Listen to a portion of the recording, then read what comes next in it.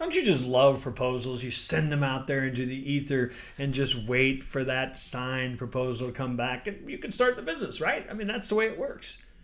Did you know that 93% of all proposals never get executed?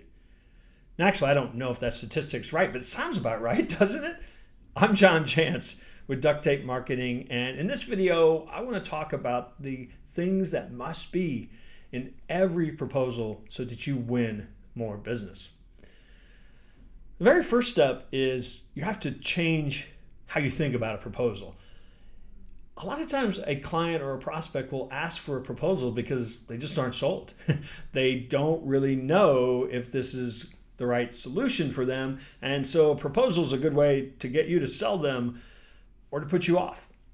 So before you ever even think about writing a proposal, you need to have a very, very hard conversation, and it's a sales conversation. You need to understand the true problem that client is trying to solve.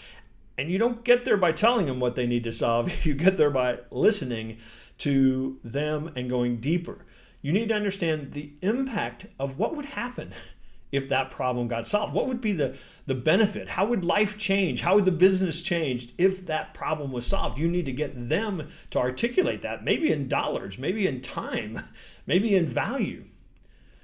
And then you need to get them to understand or to commit to, if you work together, how would they measure the success of your work together?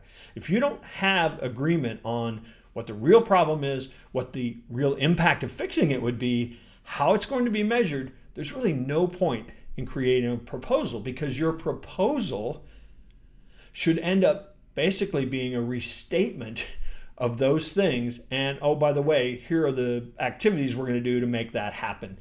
When you connect the value or the impact in your proposal or in your sales conversation, you have the chance to turn that proposal not into something they are going to spend money on, but into an investment. And as a consultant, no matter what consulting you're doing, that changes everything. When you can get them to see the long-term value, the cost of not doing what it is that you propose, then all of a sudden they are investing in a solution rather than spending or adding cost. Those have to go into your proposal. Now, the last tip I will give you, and this is just from years of doing it and not being successful and being successful, never send a proposal. That's just a recipe for the trash can or for the I'll read that later.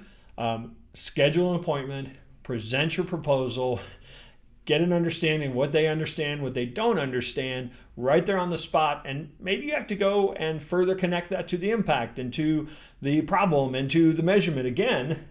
But if you send it off and they don't understand it, they don't take the time to go through it, then you are probably going to lose deals. So your proposal should just be a restatement on an already agreed upon result that happens to maybe list in detail the tactics that are going to get them there.